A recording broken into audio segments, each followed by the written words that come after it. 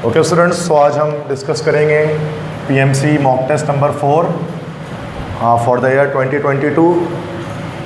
तो ये वो तमाम स्टूडेंट्स जो कि एमबीबीएस के टेस्ट देना चाहते हैं या फिर बीडीएस के टेस्ट देना चाहते हैं और देने वाले हैं, और 13 नवंबर को अभी संडे को जो टेस्ट होने वाला है ऑल पाकिस्तान एमडी कैट का, तो उसके अंदर ये जो लेक्चर्स हैं काफ़ी ज़्यादा आपके लिए बेनिफिशेंट होंगे। तो इससे पहले मैंने 1, 2, 3 मॉक टेस्ट पे वीडियो बना दी है और मॉक टेस्ट नंबर 4 पर अब मैं जो है वीडियो बना रहा हूँ। ये एमबीबीएस बीडीएस के अलावा बाकी और यूनिवर्सिटीज़ में अगर आप अप्लाई कर रहे हैं तो उसके लिए भी ये लेक्चर्स जो हैं वो फ्रूटफुल होंगे, आपके लिए फ़ायदेमंद साबित होंगे। तो केमिस्ट्री का पोर्शन सबसे पहले, जैसे कि हम हमेशा से स्टार्ट करते हैं, तो कुछ केमिस्ट्री के क्वेश्चंस यहाँ पर हम स्टार्ट करेंगे, शुरू करेंगे। तो फर्स्ट क्वेश्चन है the limiting reactant in a particular chemical reaction is the one which. कि लिमिटिंग रिएक्टेंट कौन सा रिएक्टेंट होता है किसी केमिकल रिएक्शन में? यस, एक लिमिटिंग रिएक्टेंट होता है और एक एक्सेस रिएक्टेंट होता है। लिमिटिंग रिएक्टेंट जो लीस्ट अमाउंट ऑफ प्रोडक्ट की फॉर्मेशन करता है, या लिमिटिंग रिएक्टेंट जो किसी रिएक्शन में पहले ख़त्म हो जाता है। तो what will be the answer? Gives least amount of product, C option. तो वो रिएक्टेंट जो लीस्ट अमाउंट ऑफ प्रोडक्ट की फॉर्मेशन करता है उसको हम लोग लिमिटिंग रिएक्टेंट कहते हैं। नेक्स्ट क्वेश्चन है which is the correct demonstration of D Broglie's hypothesis या डी ब्रोगलीज इक्वेशन। तो डी ब्रोगली एक साइंटिस्ट हैं जिन्होंने वेव पार्टिकल डुअलिटी के बारे में बताया था, कि इलेक्ट्रॉन्स के बारे में भी बताया था कि इलेक्ट्रॉन वेव पार्टिकल दोनों नेचर रखता है। तो वो डी ब्रोगली एक साइंटिस्ट थे। तो उनकी एक इक्वेशन थी जिसको हम डी ब्रोगलीज इक्वेशन कहते हैं, lambda equal to H upon M into V. Lambda यहाँ पर वेवलेंथ है, वी यहाँ पर वेलोसिटी है, एम यहाँ पर मास है और एच यहाँ पर है प्लांक्स कांस्टेंट। तो जो this is called de Broglie's equation, जो आप फिजिक्स में ही पढ़ते हैं। तो यहाँ पर करेक्ट क्या हो गया इसका? बी करेक्ट हो गया। Lambda equal to H upon M V, this is called de Broglie's equation. Next question है what is the value of Planck's constant. Planck's constant की क्या वैल्यू होती है इन चारों में से? -34, यस गुड। तो B option is the correct one. 6.625 into 10 की power -34 joule second, yes, A option is the correct one. Next question है which of the following orbital is close to nucleus. इनमें से कौन सा ऑर्बिटल न्यूक्लियस के सबसे करीब होगा? 2p होगा, यस बिल्कुल, वेल डन। क्यों 2p होगा? बिकॉज यहाँ पर इसका जो 2 है वो सेकंड शेल को शो कर रहा है कि ये जो है वो ये ऑर्बिटल सेकंड शेल में होगा, बाकी ये थर्ड शेल में होगा, ये थर्ड शेल में होगा, ये थर्ड शेल में होगा। तो 2p ऑर्बिटल है, this will be the closest to nucleus. Nucleus से सबसे करीब होगा ये। नेक्स्ट क्वेश्चन है कि mass of electron dash times smaller than that of proton. कि इलेक्ट्रॉन का मास कितना गुना कम होता है प्रोटॉन के मास? Yes, 1836 times. तो एक जो हमारे पास इलेक्ट्रॉन होता है वो प्रोटॉन से 1836 टाइम्स 1836 गुना छोटा होता है। नेक्स्ट है बॉयल्स लॉ है। What is Boyle's law? There are 4 options. Quantitative relationship between pressure and number of moles molecules of fixed amount of gas. तो प्रेशर और नंबर ऑफ मॉलिक्यूल्स तो नहीं होगा ना। सेकंड क्या है? Pressure and volume of a fixed amount of gas at constant volume. At constant volume भी नहीं होता, एट कांस्टेंट टेम्परेचर होता है। सी भी नहीं होगा, डी ऑप्शन है ना, quantitative relationship between pressure and volume of fixed amount of gas at constant temperature. Because Boyle's law एक आइसोथर्मल प्रोसेस को फॉलो करता है, और आइसोथर्मल प्रोसेस में क्या होता है? टेम्परेचर कांस्टेंट होता है।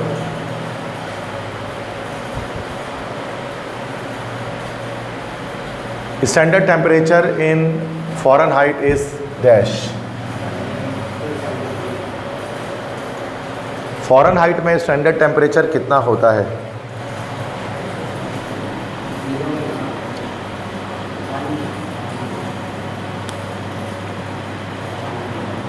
यहाँ पर स्टैंडर्ड टेम्परेचर, जैसे स्टैंडर्ड हीट ऑफ फॉर्मेशन वाली बात कर रहे हैं कि 0 डिग्री सेंटीग्रेड, कि जो 0 डिग्री सेंटीग्रेड है दैट इज स्टैंडर्ड टेम्परेचर, जो बराबर होता है हमारे पास केल्विन में किसके, 273 केल्विन के। फ़ारेनहाइट में कितना होता है ये? 32 डिग्री फ़ारेनहाइट। तो जहाँ पर 0 डिग्री सेंटीग्रेड होता है वहाँ पर फ़ारेनहाइट में 32 होता है डिग्री फ़ारेनहाइट। ठीक है, तो सी ऑप्शन करेक्ट होगा। नेक्स्ट है the quantitative relationship between absolute temperature and volume of a fix amount of gas at constant pressure can be best describe by. Temperature और वॉल्यूम का रिलेशनशिप किस पे आपको दिख रहा है इन चारों में से? करेक्ट रिलेशनशिप चार्ल्स लॉ की जो इक्वेशन बनती है, हमें पता है चार्ल्स लॉ बराबर क्या होता है, volume is directly proportional to temperature, या फिर V equal to K into T, या V upon T equal to K. ये बनती है ना भाई रिलेशनशिप एक चार्ल्स लॉ के अंदर। तो क्या हो जाएगा ये, K equal to V upon T. C option correct हो जाएगा। ठीक है, नेक्स्ट है which of the following crystal have highest density. इनमें से किस क्रिस्टल की डेंसिटी हाईएस्ट होगी? तो जब आपसे हाईएस्ट डेंसिटी इसने पूछा तो असल में आपसे पूछ रहे हैं कि विच of the crystal is the hardest one. सबसे हार्डेस्ट क्रिस्टल कौन सा है? अब हार्डेस्ट हमें पता है कोवेलेंट क्रिस्टल होता है, और कोवेलेंट क्रिस्टल हमारे पास यहाँ पर ग्रेफाइट है, तो बी ऑप्शन करेक्ट हो जाएगा।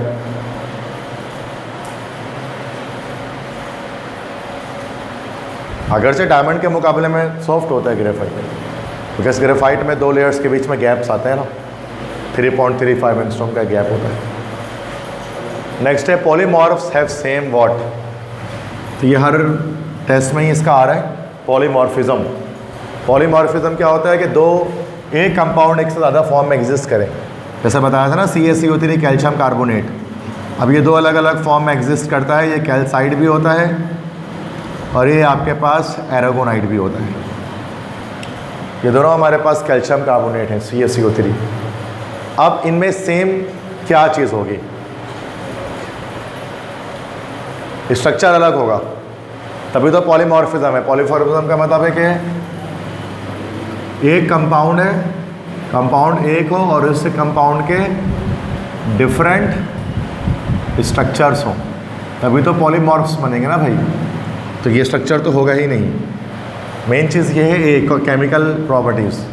केमिकली दोनों सिमिलर होंगे, क्योंकि कैल्साइड भी CaCO3 है और एरागोनाइट भी CaCO3 है, तो केमिकली दोनों के दोनों कैल्शियम कार्बोनेट है।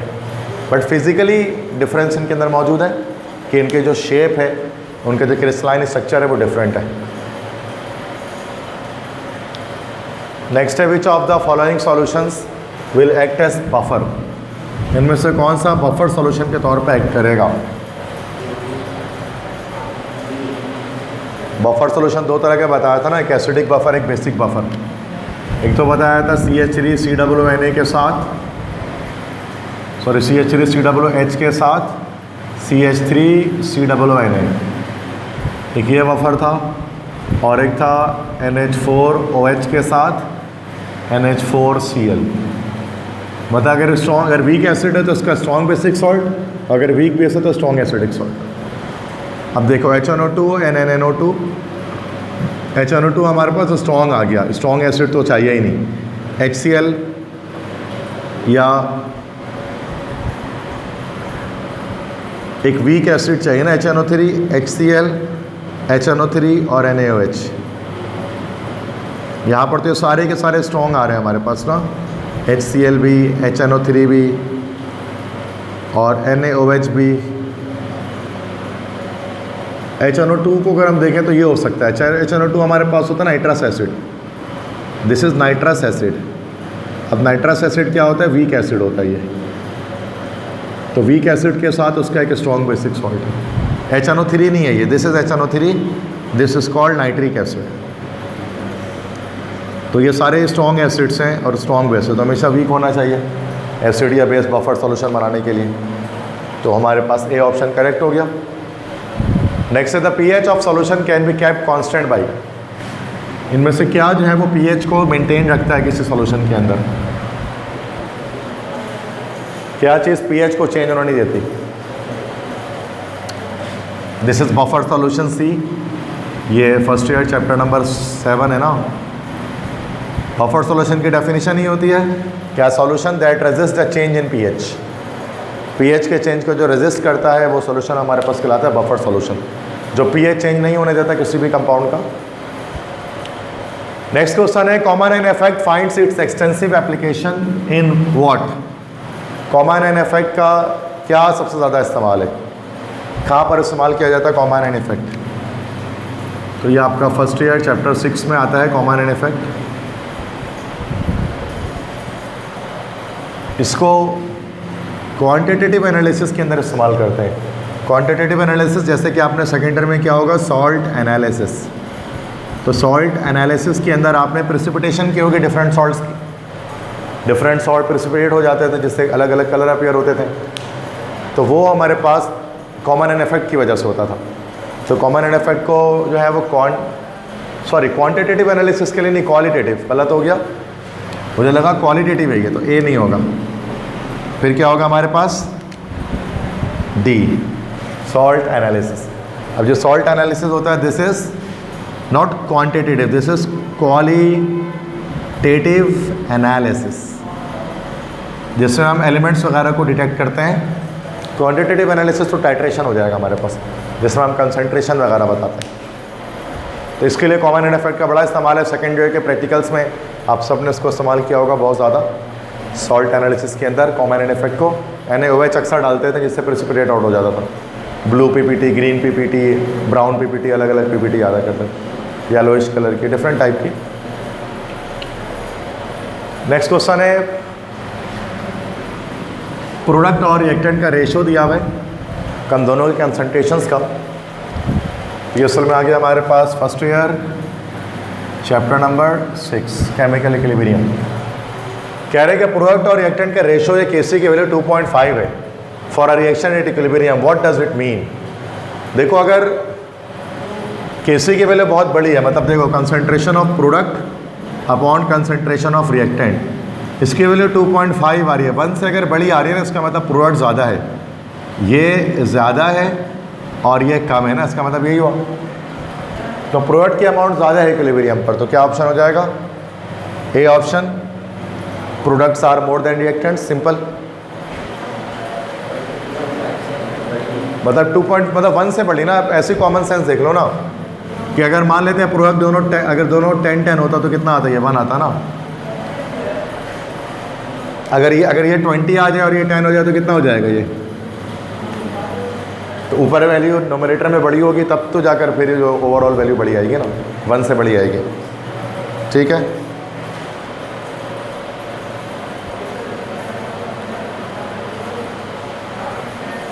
ठीक है। नेक्स्ट क्वेश्चन पे आते हैं। इसके बाद the number of reactant molecules उस concentration affect the rate of reaction is called. मतलब रिएक्टेंट के वो नंबर ऑफ मॉलिक्यूल्स जिनके कंसेंट्रेशन रेट ऑफ रिएक्शन पर अफेक्ट करती है उसको क्या कहा जाता है? This is from first year chapter 8 chemical kinetics, और उसको कहा जाता है मॉलिक्यूलैरिटी। तो मॉलिक्यूलैरिटी असल में that is the number of molecules which take part which affect the rate of reaction. तो इनकी कंसंट्रेशन रेट ऑफ रिएक्शन पे अफेक्ट करती है, तो उसको मॉलिक्यूलैरिटी कहा जाता है। तो बी ऑप्शन हो गया। नेक्स्ट क्वेश्चन है oxidation state of Cr in this. तो कहना आप सबको निकालनी आती होगी ऑक्सीडेशन स्टेट। तो पोटेशियम के तो निकल गए +2 और उसकी -14, तो ये हो गया +-12 इक्वल टू उधर गया +12। फिर ये 2 है तो वो डिवाइड हो जाएगा, 12/2 कितना आ गया? 6। तो ये डी आ जाएगा +6। आता है ना निकालना ये oxidation number. Next which of the following metal is highly reactive.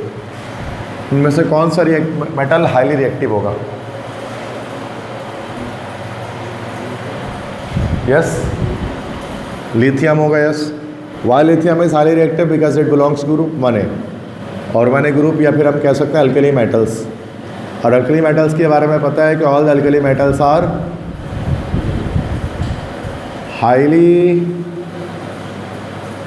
Reactive. So ये सारे अल्कली मेटल्स हाईली रिएक्टिव होते हैं 1A ग्रुप के जितने भी मेटल्स होते हैं। नेक्स्ट है which type of bond is present between C and O in methanol. Methanol में या मिथाइल अल्कोहल में कार्बन और ऑक्सीजन के बीच में कौन सा बॉन्ड बना होगा? जैसे CH3OH यही होता है ना, CH3 उसके बाद OH। अब कह रहे हैं कि कार्बन और ऑक्सीजन में कौन सा बॉन्ड बना होगा इन दोनों के बीच में। अब क्योंकि डिफरेंट आइटम्स है तो इस पर नेगेटिव चार्ज कैरी होगा, उस पर पॉजिटिव कैरी होगा। तो ये हमारे पास से कैसा बॉन्ड बना? This is a polar covalent bond. एक पोलर कोवेलेंट बॉन्ड की फॉर्मेशन हो गई। तो कौन सा ऑप्शन होगा यहाँ पर हमारे पास? दिस विल बी डी, है ना भाई, पोलर बॉन्ड बना होगा इसके बीच में। पोलर कोवेलेंट बॉन्ड कब बनता है? जब दो डिफरेंट एटम्स कोवेलेंट बॉन्डिंग करते हैं। तो ये चैप्टर 4 से first year. The covalent radius of hydrogen, hydrogen का कोवेलेंट रेडियस कितना होगा? या फिर आयनिक रेडियस पूछ रहे हैं आपसे कि दो हाइड्रोजन जो आपस में अटैच हुए हैं, दो हाइड्रोजन आपस में मिले हुए हैं, तो ये एक हाइड्रोजन ये एक हाइड्रोजन ये है, दोनों के सेंटर्स का रेडियस यहाँ पर यहाँ से यहाँ तक, दिस इज कोवेलेंट रेडियस। ये आपसे पूछ रहे हैं ना, यहाँ से यहाँ तक का डिस्टेंस। बस इसमें सिंपल ट्रिक ये है ना कि एटम बहुत छोटा होता है। इस आर की जो भी वैल्यू आती है वो PM में आती है। PM मतलब वो आती है पिकोमीटर्स के अंदर। अब इसमें देख लें कि पिकोमीटर में कौन सी वैल्यू है? सिर्फ A है, तो 37.7 पिकोमीटर। चूँकि पिकोमीटर सबसे छोटी यूनिट है, नैनोमीटर, मिलीमीटर, माइक्रोमीटर इन सबसे छोटी होती है। अब मिलीमीटर क्या है? 10 की पावर -3। अब माइक्रोमीटर क्या है? 10 की पावर -6। नैनोमीटर क्या हमारे पास है? 10 की पावर -9। और पिकोमीटर क्या है? 10 की पावर -9, 10, 11, 12, -12। इस ऑर्डर में आ रही है।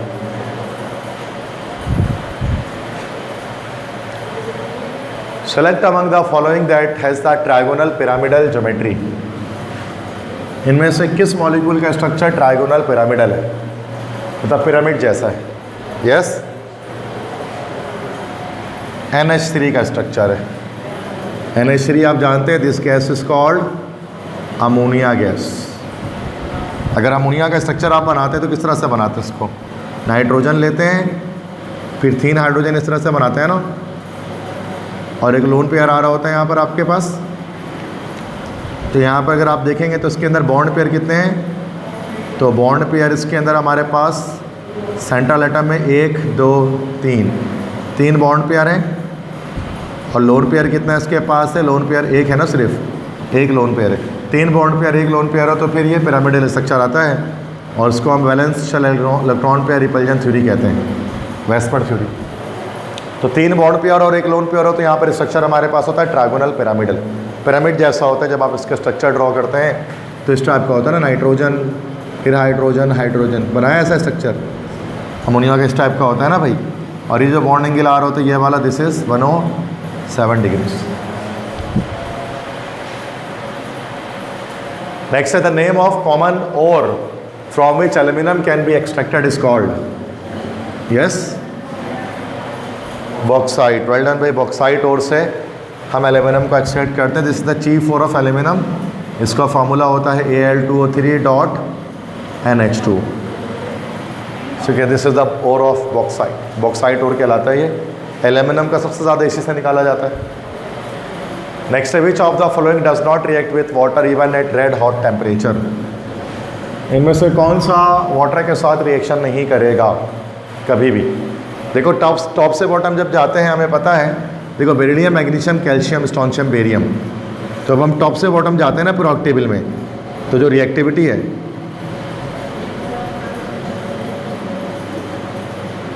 रिएक्टिविटी क्या होती है? डिक्रीज होती है, सॉरी इंक्रीज होती है ना भाई। तो सबसे लीस्ट रिएक्टिव इसके अंदर क्या होगा हमारे पास? पहला वाला। तो ये वाटर से भी रिएक्शन नहीं करेगा, इसी वजह बाकी ये सारे वाटर से रिएक्शन कर लेंगे। Magnesium hydroxide can react with water, और ये आपका बना लेगा मैग्नीशियम हाइड्रोक्साइड। कैल्शियम हाइड्रोक्साइड बना लेगा कैल्शियम ऑक्साइड वाटर से रिएक्शन करके। बेरियम हाइड्रोक्साइड भी हमारे पास बनता है, लेकिन जो बेरिलियम हाइड्रोक्साइड है ये कभी भी नहीं बनता because of its least reactivity. तो ये वाटर के साथ कभी भी रिएक्शन नहीं करता, लेस रिएक्टिव होने की वजह से, लेस रिएक्टिव होने की वजह से, चूँकि रिएक्शन फास्ट नहीं करता। Next upon burning in air normal oxide is formed by. इसमें से नॉर्मल ऑक्साइड कौन बनाता है? इन चारों में से? अल्कली मेटल का पढ़ा था ना हमने, lithium is the only one which will form normal oxide. बाकी सोडियम नहीं बनाएगा, सोडियम बनाता है सोडियम पर ऑक्साइड। रुबीडियम नहीं बनाएगा, ये बनेगा रुबीडियम सुपर ऑक्साइड। और पोटेशियम भी सुपर ऑक्साइड बनेंगे। तो पोटेशियम और रुबीडियम ये दो जो ऑक्साइड्स बना रहे हैं, these are the super oxide. और जो सोडियम बना रहे हैं पर ऑक्साइड बना रहे हैं। सिर्फ लिथियम ऐसा है जो कैसा बनाता है आपके पास, it will be forming normal oxide. ठीक है, ये सेकेंड चैप्टर 3 से है, एस ब्लॉक एलिमेंट्स। नेक्स्ट है, when magnesium nitride reacts with water the reaction mixture becomes what? जब मैग्नीशियम नाइट्राइड होता है Mg3N2, इसको जब वाटर से रिएक्शन कराएंगे तो मिक्सचर कैसा हो जाएगा? Acidic, basic, neutral, amphoteric. अब आप देखो, मैग्नीशियम नाइट्राइड को पानी में डालना है तो मैग्नीशियम ऑक्साइड और NH3 बन जाए। अब NH3 यहाँ पर, NH3 का नेचर कैसा होता है? NH3 का एक बेस है, अमोनिया एक बेस होता है भाई। Ammonia is basic in nature, basic gas, because of lone pair donor है, दैट्स वाई लोन पेयर आ रहा है उसमें नाइट्रोजन के पास। तो जो ओवरऑल सॉल्यूशन है वो बेसिक हो जाएगा। Because of the reaction of magnesium nitride with water, ammonia gas will be produced, which is basic in nature. Yes yes, base बनेगा तब पूरा सॉल्यूशन बेसिक हो जाएगा। Next, atomic number of chromium is 24। Correct electronic configuration of chromium is.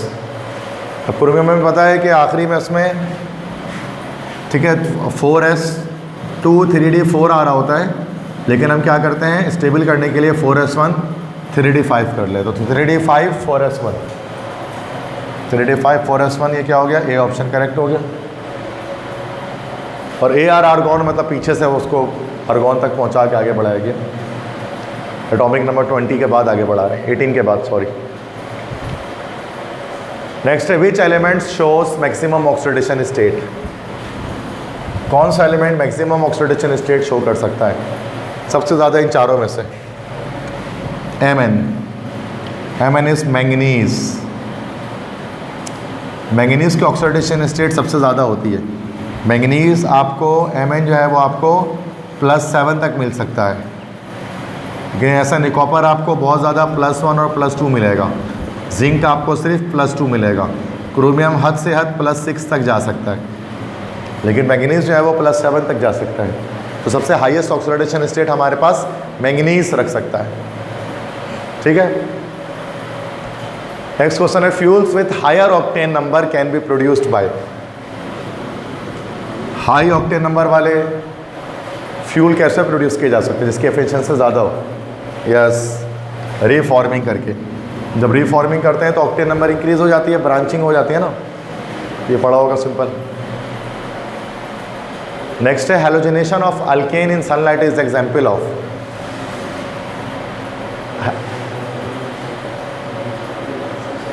या substitution reaction.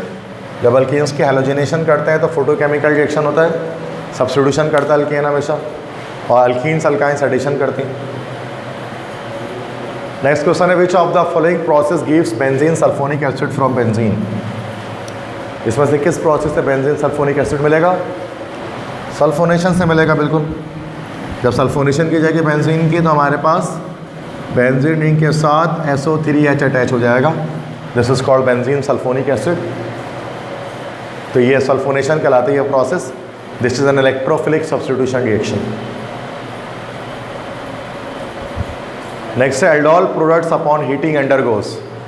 Aldol product मतलब जो last class में पढ़ा था हमने, एल्डोल कंडेंसेशन।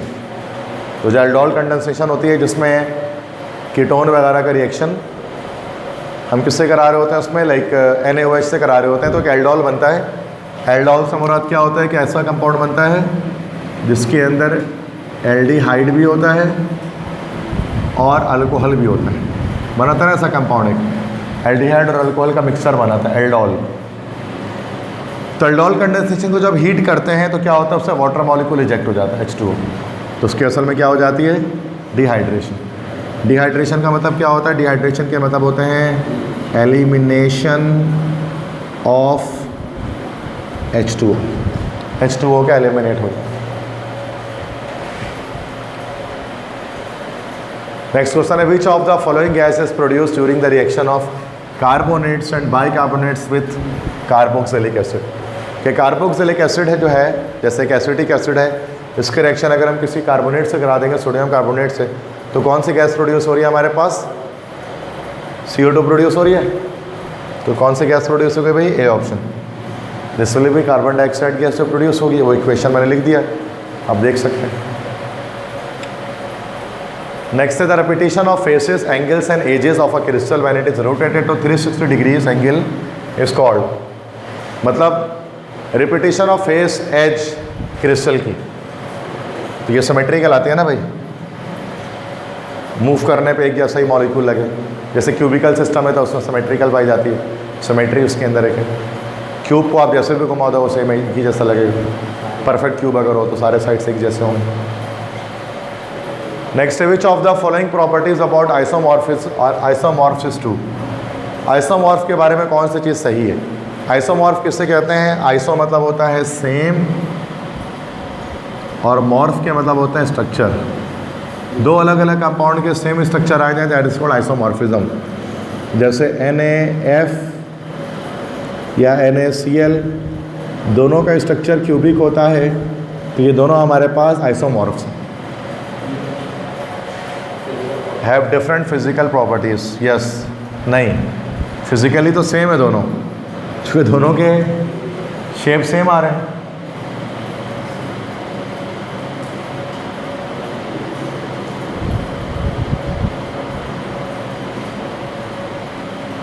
सी ऑप्शन ना, हैव, नहीं सी ऑप्शन नहीं, sorry, C have same atom. Same atom होना जरूरी नहीं, अलग अलग हो सकते हैं। Have same ratio of atoms. Isomorphs can make homogeneous mixture together. Same ratio of atoms भी होता है, एटम्स का रेशियो भी सेम होता है। जैसे 1:1 का इसमें है, इसमें भी 1:1 का है। ये ऑप्शन करेक्ट है। ये isomorphs can make homogeneous mixture together, मतलब आइसोमॉर्फ्स को साथ में मिक्स करके एक ही सॉल्यूशन हम नहीं बना सकते। मतलब ऐसा नहीं हो सकता कि NaF और NaCl दोनों को मिक्स करके हम एक सेम क्रिस्टल की फॉर्मेशन कर लें, ऐसा नहीं हो सकता। होमोजीनियस मिक्सचर तैयार नहीं करेंगे। ठीक है, बस इंग्लिश के टॉपिक आ गया। फर्स्ट क्वेश्चन है इंग्लिश में कि the train was so dash that we could not get into it. Train इतनी भरी हुई थी कि हम उसके अंदर दाखिल नहीं हो सके। नहीं, रश्ट का मतलब होता है दौड़ते हुए, भागते हुए जाना। क्राउडेड, क्राउडेड मतलब भीड़ या फिर रश या फिर हुजूम, तो इतना ज़्यादा था कि हम उसमें दाखिल नहीं हो सके। ठीक है, क्राउडेड होना चाहिए उसका A option. So the train was so crowded that we could not get into it. समझ गए? तो क्राउडेड, रश, हुजूम, भीड़ हो गया। Next we have a dash climate so the summers are not very hot. हमारे यहाँ एक डैश क्लाइमेट होती है जिसकी वजह से गर्मियाँ हमारी बहुत गर्म नहीं होती। देखो, ब्राइट तो हो नहीं सकता, हाई भी नहीं हो सकता, फेयर के माइल्ड, दरमियाना, माइल्ड होगा ना। एक माइल्ड क्लाइमेट हमारा होता है। माइल्ड मतलब ना गर्म ना ठंडा, मतलब हमारे यहाँ एक माइल्ड सा क्लाइमेट होता है जिसकी वजह से हमारी गर्मियाँ सख्त गर्म नहीं होती। हाँ, फेयर तो नहीं, फेयर का मतलब तो साफ जो हो गया, मतलब बादल वगैरह ना हो तो fair weather. Do you know how dash it is from Faisalabad to Islamabad? It's 470 kilometre. Yes, you know how far it is from Faisalabad to Islamabad? तो यहाँ पर इसका करेक्ट ऑप्शन हमारे पास होगा फार। ठीक है, चूज़ द प्रेजेंट टेंस। इन चारों में से बताएं प्रेजेंट टेंस कौन सा है? B option, they live happily. Yes, okay, B option present simple tense है ये, चूँकि सब्जेक्ट के साथ वर्ब की फर्स्ट फॉर्म आ रही है। Next, I am going to the USA next year. Which type of tense it is? Present continuous है, yes. This is A option correct. Present continuous tense है, चूँकि is am are के साथ verb की ing form आ गई, that's why. When I was young, I dash play cricket a lot. जब मैं जवान था तो मैं बहुत ज़्यादा क्रिकेट खेला करता था. I used to play cricket a lot ना, C ऑप्शन होगा. Yes, past habitual action की बात कर रहे हैं. Next, we need to find dash method to solve this problem. Yes, we need to find another method to solve this problem.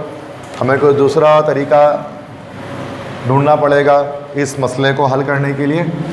तो the correct answer here is another. हाँ, आसान आते हैं. Next, which one is correct? इनमें से कौन सा sentence correct है?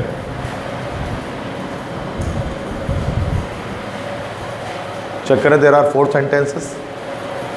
Natasha Ryan returned to her mother home on Thursday night.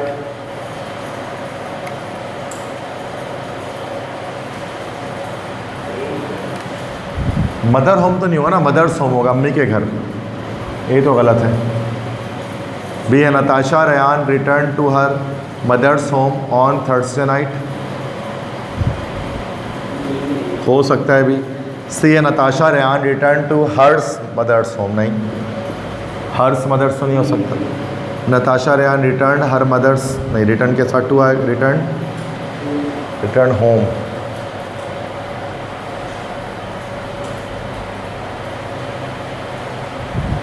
Return her mother's home on Thursday night. नहीं, बी नहीं होगा, डी होगा, क्योंकि रिटर्न के साथ कभी भी टू नहीं आता.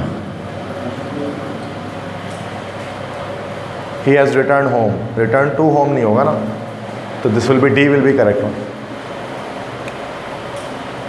इसमें बताया कौन सा सेंटेंस करेक्ट है?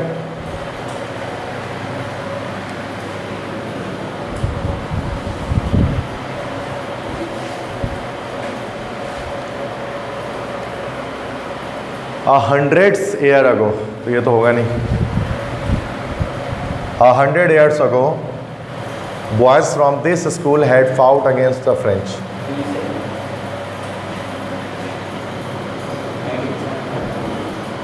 एक मिनट, बी को देखेंगे बाद में. 100 years ago, boys from this school was fighting against the French. सी भी हो सकता है.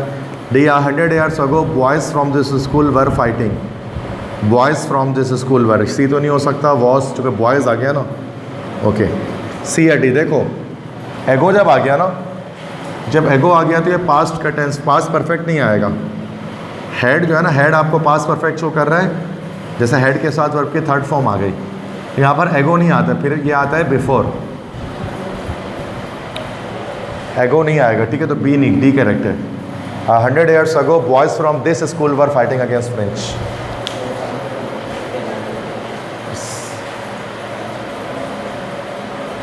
इसमें बताया कौन सा करेक्ट है?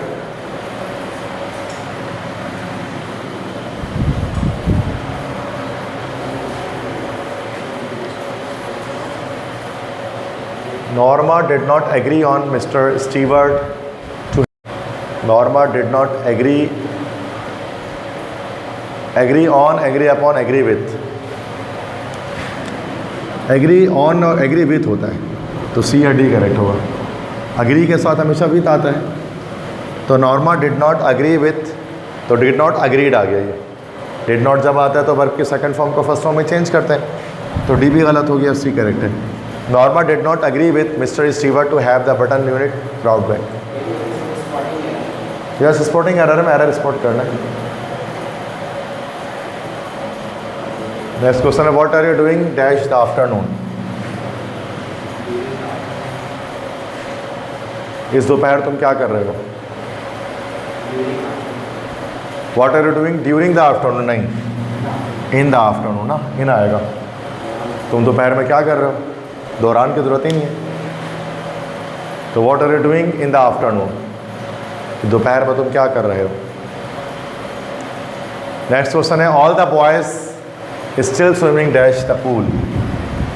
सारे लड़के अब भी स्विमिंग पूल में तैर रहे हैं। In the pool, okay, B option हो जाएगा। This is in the pool. Pool में चूँकि एक क्लोज सरफेस है उसके साथ इन आता है।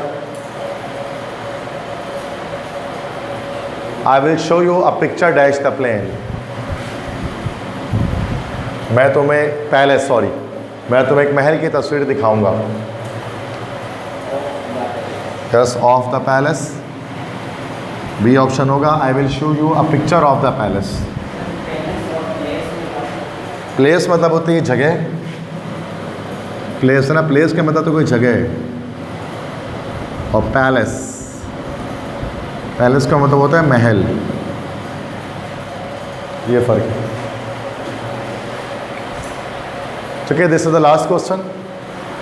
So best of luck to all the students who are appearing in MD CAT exams on Sunday.